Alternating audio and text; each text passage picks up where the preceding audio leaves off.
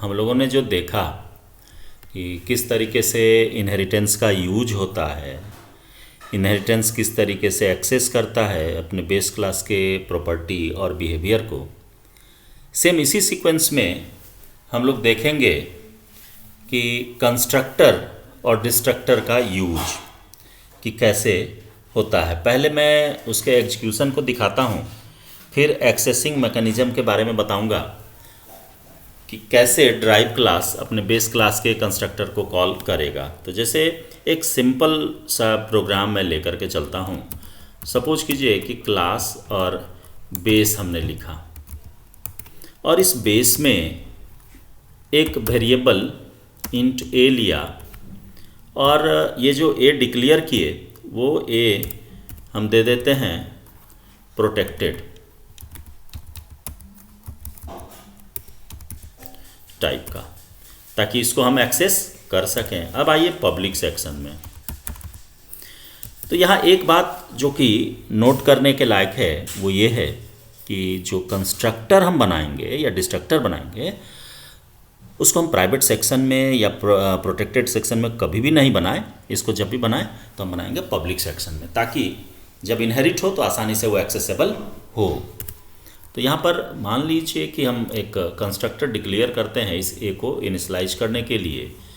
तो लिखेंगे बेस और opening closing parenthesis default constructor के आप जान ही रहे हैं। यहाँ पर ए को हमने लिखा 10, यानी कि वेरिएबल ए जो है मेंबर वेरिएबल उसको इनिशियलाइज कर दिया 10 से। अब इसके बाद हम पैरामीटराइज कंस्ट्रक्टर को लेकर के चलेंगे बेस और ब्रैकेट के अंदर हम इंट ले लेंगे और इंट में हम एक्स ले लिए कि पैरामीटर जो पास करेंगे वो एक्स के थ्रू हम इनिशियलाइज करेंगे ए को, ए इक्वल्स टू एक्स। अब आप इस इनिशियलाइजेशन के बाद एक क्लास और बनाइए। जैसे सपोज कीजिए कि हम डिराइव नाम से बना रहे हैं और डिराइव को हम एक्सटेंड कर देते हैं बेस से। तो इसके पहले पब्लिक लगा देते हैं बेस और यहाँ पर कर्ली ब्रेस दिया और कर्ली ब्रेस देने के बाद यहाँ एक वेरिएबल हम ले लेते हैं, सपोज कीजिए बी, और पब्लिक के अंदर आकर के यहाँ पर आप कंस्ट्रक्टर बनाइए डिराइव क्लास का, डिराइव, और इस जगह इनिशियलाइज कीजिए बी को। ये तो ऑलरेडी इनिशियलाइज है, बी इक्वल टू 20, और पैरामीटराइज कंस्ट्रक्टर इसका भी बनाइए डिराइव, और यहाँ पर पैरामीटर हम 2 ले लेंगे, एक बेस के लिए और एक करंट वाले के लिए। तो यहाँ पर लिखना पड़ेगा आपको कि int space X comma int space Y, और यहाँ कोलोन दे करके आप बेस को कॉल कर लीजिए, बेस, और पास कर दीजिए यहाँ एक्स को हमने पास किया, और इसके नीचे आप ड्राइव वाले में यानी बी के लिए वाई को इनिशियलाइज कर दीजिए। ये हो गया मेरा। अब यहाँ पर एक मेथड हम लोग फंक्शन लेकर के चलेंगे डिस्प्ले कराने के लिए, void डिस्प्ले, और डिस्प्ले में हम ए और बी के वैल्यू को प्रिंट कर देंगे, यानी कि C out A equals to A, और फिर C out B equals to B को प्रिंट कर देंगे। ये दोनों हमने प्रिंट कर दिया। यहाँ पर इस क्लास का टर्मिनेशन हो जाएगा, और इसको हम लोग यहाँ पर ऊपर नेम स्पेस को इंक्लूड नहीं किया, उसको आपको इंक्लूड कर लेना है यूजिंग नेम स्पेस std। और नीचे आएंगे, अब देखिए मेन में पहुँचिए, और मेन में आकर के आप ऑब्जेक्ट बनाइए। तो बनेगा ऑब्जेक्ट किसका? ड्राइव क्लास का। ड्राइव का मान लीजिए एक OB हमने बनाया, दूसरा बनाया OB1 और पास कर दिया 23,56 सेमीकोलन दिया। अब यहाँ पर आप दोनों के थ्रू कॉल कीजिए। ओ बी तो सी आउट कर दीजिए, यहाँ पर सी आउट ओ बी,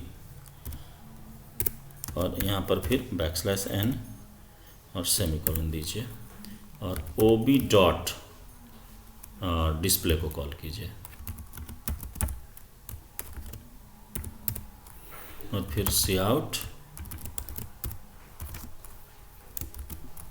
ओ बी वन, इसको भी हम लोग यहाँ दिखा देंगे और यहाँ लिखेंगे O B one dot display, ये यहाँ से रिटर्न करेगा। अब देखिए यहाँ पर यदि इसको एग्जीक्यूट करते हैं तो एग्जीक्यूशन आपका एज यूजुअल, देखिए सबसे पहले जो कॉल होता है वो नीचे वाले ड्राइव का कॉल होगा, लेकिन सबसे पहला कंट्रोल ट्रांसफ़र होगा कहाँ, सबसे टॉप वाले में जो बेस क्लास है वहाँ पर जाएगा। मैं उसके बारे में भी आपको बताता हूँ। जैसे देखिए इसके एग्जीक्यूशन में देखिए कि OB को कॉल करेंगे तो हमारा 10 और 20 प्रिंट करेगा, और OB1 को कॉल करेंगे तो 23 56 प्रिंट करेगा। देखिए OB में 10 और 20 दिया जो डिफ़ॉल्ट कंस्ट्रक्टर कॉल हो गया, और यहाँ पर जो हम लोगों ने OB1 दिया था, OB1 में 23 और 56 है, ये आपको डिस्प्ले करता है।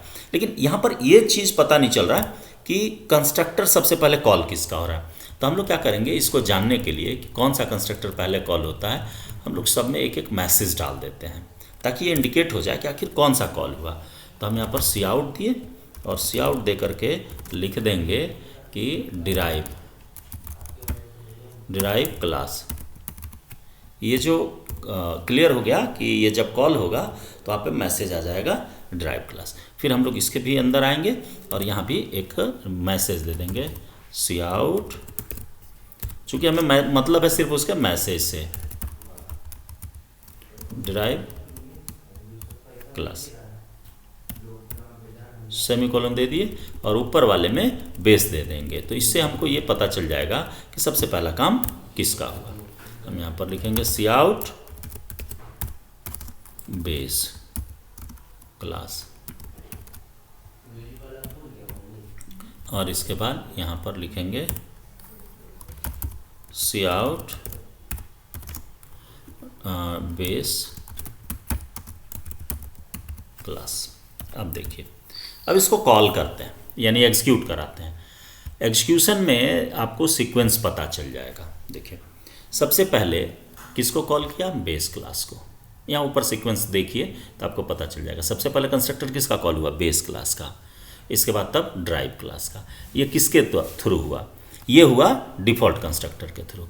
और ये नीचे वाला जो बेस क्लास देखते हैं ये पैरामीटराइज कंस्ट्रक्टर के थ्रू कॉल हुआ, और ये ड्राइव भी पैरामीटराइज का, देन वैल्यू आपको प्रिंट कर रहा है। अब देखिए अब इसमें भी आपको फर्केशन चाहिए कि कौन सा क्या है। तो कौन सा क्या है, तो आप यहीं पर पैरामीटर दे दीजिए कि इंट, कि हमने जो ये वाला कॉल किया है ये कैसा है, इंटीजर टाइप का है। ये क्लियर पता चल जाएगा, इसमें कुछ नहीं दिया यानी कि डिफ़ॉल्ट, या तो आप डिफ़ॉल्ट ओपनिंग क्लोजिंग कर दीजिए, बात बराबर है। इसी तरीके से ड्राइव के साथ भी करिए।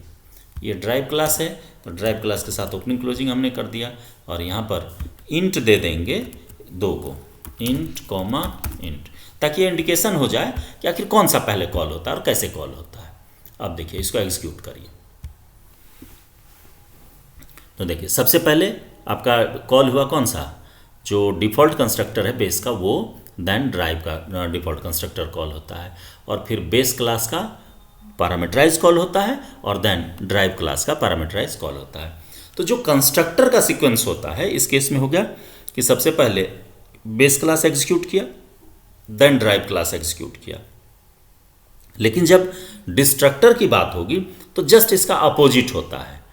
पहले मैंने जैसे कंस्ट्रक्टर में सबसे ऊपर चला गया तो डिस्ट्रक्टर में सबसे नीचे पहले रहता। आप देखिए इसको एग्जीक्यूशन का सीक्वेंस अब मैं आपको दिखाता हूँ यहाँ पर डिस्ट्रक्टर लगा करके। तो डिस्ट्रक्टर के बारे में आप जानते ही हैं कि डिस्ट्रक्टर को टिल्ड सिंबल से रिप्रेजेंट करते हैं। आइए इसको भी करके देख लेते हैं कि टिल्ड सिंबल लगाएंगे और फिर लिखेंगे बेस और ओपनिंग क्लोजिंग पैरेंथेसिस दिया हमने, यहाँ पर लिखा, और यहाँ पर सिर्फ मैसेज हम लोग दे देते हैं ताकि ये पता चल जाए कि किसका डिस्ट्रक्टर कब कॉल हुआ। यहाँ पर टिल्ड सिंबल दीजिए और लिख देंगे बेस। ये चूँकि डिस्ट्रक्टर मेरा ओवरलोड नहीं होता, यानी कि डिस्ट्रक्टर में दो वो डिस्ट्रक्टर नहीं हो सकता। जैसे पैरामीटराइज कंस्ट्रक्टर था, एक डिफ़ॉल्ट कंस्ट्रक्टर हमने लेकर के चला, तो यहाँ पर ये पॉसिबल नहीं होता, यानी कि destructor can not be overloaded. फिर यहाँ पर टिल्ड सिंबल देंगे और ड्राइव, और इसके अंदर भी हम वही करेंगे, C out tilde drive, opening closing दे दिया। अब देखिए, अब इसको आप एग्जीक्यूट करिए, आपको सीक्वेंस यहाँ मालूम हो जाएगा कि जस्ट अपोजिट हो जाता है कंस्ट्रक्टर का डिस्ट्रक्टर का एक्सेसिंग। देखिए, पहले आपको कंस्ट्रक्टर कॉल हुआ किसका, बेस क्लास का, फिर ड्राइव क्लास का कॉल हुआ। यहाँ पर देखिए, पहले ड्राइव क्लास का कॉल हुआ, फिर बेस क्लास का कॉल हुआ। डिफरेंस पता चला? ये चीज़ मायने रखता है, ये अक्सर इस पर क्वेश्चंस आते हैं कि सीक्वेंस क्या होगा कंस्ट्रक्टर का और डिस्ट्रक्टर का। तो सीक्वेंस हर हमेशा आपको याद रखना है कि कंस्ट्रक्टर के केस में सबसे पहले बेस क्लास के कंस्ट्रक्टर को ये कॉल करेगा, देन ड्राइव क्लास के कंस्ट्रक्टर को कॉल करता है, और जब हम डिस्ट्रक्टर की बात करेंगे तो ये जस्ट रिवर्स हो जाता है, यानी कि अपोजिट हो जाता है। आपका सबसे पहले ड्राइव क्लास का कॉल होगा और देन बेस क्लास का कॉल होगा। तो इस वीडियो से आपको ये पता चल गया कि आखिर सीक्वेंस क्या होता है, यानी कि एक्सेसिंग मैकेनिज्म इंटरनली जो ऑपरेशन परफॉर्म करता है वो कैसे करता है, ये आपके सामने है। तो और भी इस पर बहुत सारे प्रोग्राम्स होंगे, लेकिन अभी ये वीडियो ज़्यादा लंबा मैं नहीं करूँगा। इस वीडियो में मैं इतना ही बताऊँगा। आगे फिर मैं देखता हूँ इस पर और कुछ प्रोग्राम्स आपको लेकर के चलूँगा कि कैसे प्रोग्राम का सॉल्यूशन करते हैं हम इनहेरिटेंस के थ्रू कंस्ट्रक्टर और डिस्ट्रक्टर को भी इम्प्लीमेंट करते हुए। धन्यवाद।